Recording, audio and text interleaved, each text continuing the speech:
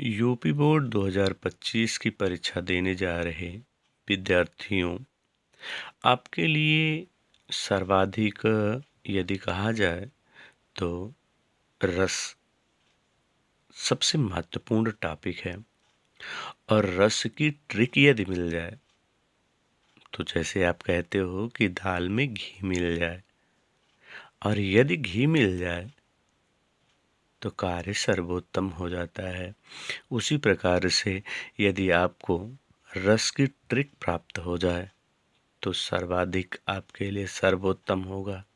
तो आइए प्रिय बच्चों, आज हम लोग 2025 की परीक्षा देने जा रहे विद्यार्थियों के लिए और उन सभी लोगों के लिए जो अपनी तैयारी कर रहे हैं, उनके लिए एक रस की शानदार ट्रिक के साथ हम लोग आज अपना यह वीडियो आगे बढ़ाया जाए कि शानदार क्या रहे।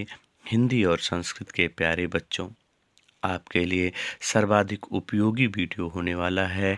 आप चैनल को सब्सक्राइब कर लीजिए, बेल आइकन दबा लीजिए और अपने प्यारे प्यारे मित्रों को भी शेयर कर दीजिए, क्योंकि उन्हें भी पूर्ण अंकों की प्राप्ति हो सके। आइए देखा जाए कि रस की कौन सी शानदार ट्रिक है। प्रिय बच्चों, यदि आपसे कहा जाए कि रस का अर्थ क्या है तो आप क्या कहेंगे? आनंद। रस का अर्थ क्या है? आनंद, जिसे पढ़कर या सुनकर अथवा देखकर हमारे चित्त में विचित्र आनंद की तरंगे उठने लगती हैं, तो इसे ही काव्य रस कहते हैं ना। जिसे पढ़कर या सुनकर अथवा देखकर हमारे चित्त में विचित्र आनंद की तरंगे उठने लगती हैं, तो इसे ही काव्य रस कहा गया है ना। और यदि कहा जाए तो रस के कई अंग माने गए हैं। आइए देखा जाए कि रस के कितने अंग माने गए हैं। तो रस के 4 अंग माने गए हैं। रस के 4 अंग माने गए हैं।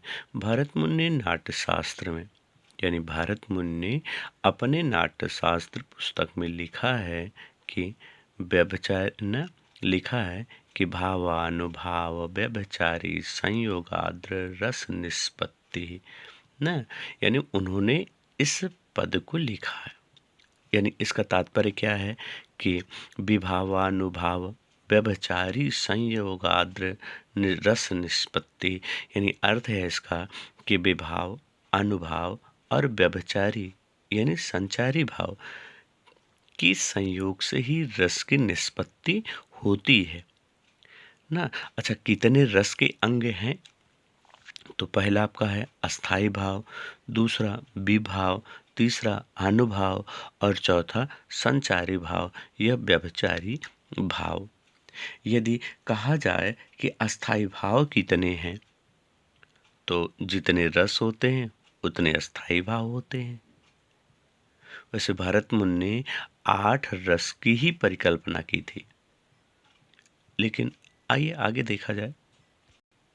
यदि कभी आपसे पूछा जाए कि रस के कितने प्रकार हैं, तो आपको कहना चाहिए कुल रस कितने हैं? 11। और भरत मुनि के अनुसार कितने हैं? तो 8।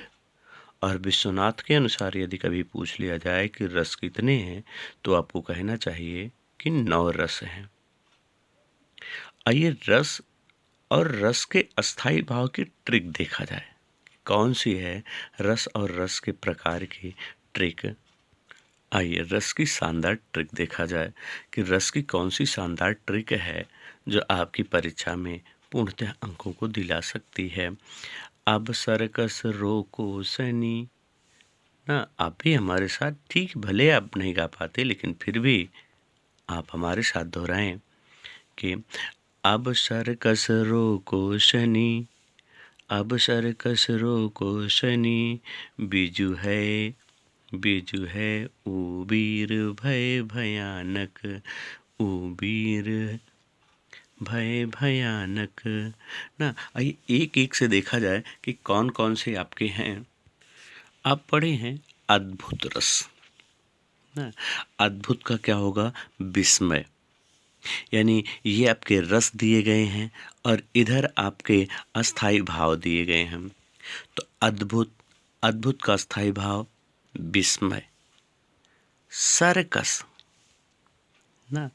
तो सा से श्रृंगार, रा से रति, का से करुण रस आपका, सा से शोक, फिर रा से आपका रौद्र रस और का से आपकी क्रोध, सा से आपका शांत रस और ना से आपका निर्वेद, बी से आपका विभत्स रस और जू से जुगुप्सा, और हा से हास्य रस और हा से हस, अस्थाई भाव। फिर आगे देखें, वीर से वीर रस और ऊ से उत्साह, और भय, भयानक, भयानक आपका रस और भय आपका अस्थाई भाव। यदि गिनती कर लिया जाए तो आइए दिखाते हैं आपको कुल रस आपके मिल जाते हैं। 1, 2, 3, 4, 5, 6, 7, 8 और ये 9। और इन्हीं 9 रसों की परिकल्पना यदि कहा जाए तो आचार्य विश्वनाथ और मम्मट ने किया था। और यदि कहा जाए कि किन रसों को आचार्य भारत ने छोड़ दिया था तो वो आपका है शनि, यानी शांत रस और निर्वेद। इसी को उन्होंने छोड़ दिया था, निर्वेद, अस्थाई भाव और शांति रस को। प्यारे बच्चों, यदि आपसे रस की परिभाषा पूछ ली जाए कभी तो आपको लिखना है कि रति नामक अस्थाई भाव जब भी भाव, अनुभाव और संचारी भाव से पूर्ण हो और रस की निष्पत्ति करता है तो उसे श्रृंगार रस कहते हैं ना। यानी रति नामक अस्थाई भाव जब भी भाव, अनुभाव और संचारी भावों से पूर्ण हो और रस की निष्पत्ति करता है तो उसे श्रृंगार रस कहते हैं। आपको अब परिभाषा बदलने की ज़रूरत नहीं है, क्योंकि जहाँ आपके अस्थाई भाव और रस लिखे गए हैं यहीं पे आप क्या करिए, अगला रस और उसका अस्थाई भाव लिख दीजिए। आपकी अगली परिभाषा तैयार हो जाएगी। आइए दिखाते हैं कैसे। जैसे रति को हटाकर हमने क्या लिख लिया? क्रोध। रति को हटाकर हमने लिख लिया क्रोध। तो यहाँ आपका कौन सा रस हो जाएगा? अब यहाँ श्रृंगार रस हटा करके हम लोग यहाँ लिख लेंगे कौन सा रस आपका? तो रौद्र रस, रौद्र रस। इसी प्रकार से फिर हटा करके हम अगले रस को लिख लेंगे तो अपनी परिभाषा तैयार हो जाएगी। आइए उदाहरण देख लिया जाए कि कौन सा उदाहरण आपको देना चाहिए सबके लिए। तो श्रृंगार के लिए देखिए, देख रूप लोचन ललचाने ना, ये लिखना चाहिए। और वियोग श्रृंगार के लिए आपको लिखना चाहिए, भूषण बसन बिलकत सिय के प्रेम विवश मन ना। तो ये आपको लिखना चाहिए।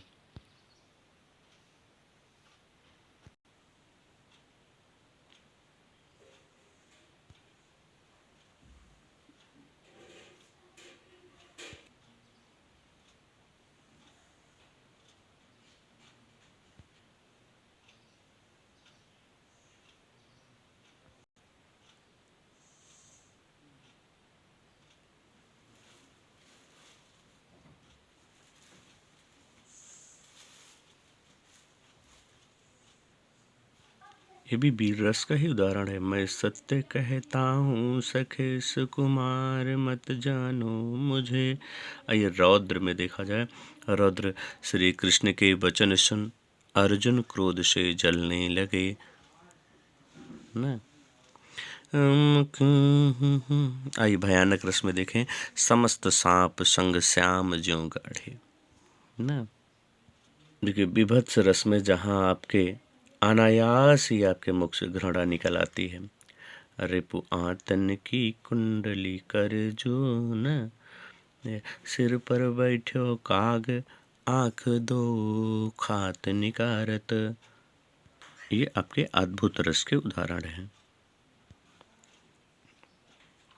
आपके शांत रस का उदाहरण, बुद्ध का संसार त्याग क्या भाग रहा हूँ भार देख। अन्य जिन दो रसों की परिकल्पना की गई थी, वात्सल्य और आपकी भक्ति रस का। तो वात्सल्य रस का है जिसमें पुत्र के प्रति स्नेह का भाव रहता है। देखिए, यशोदा हरि पलन झुलावे ना, हरि अपने रंग में कछु गावत, तनिक तनिक ना तनक तनक धन। और ये आपके भक्ति रस का उदाहरण।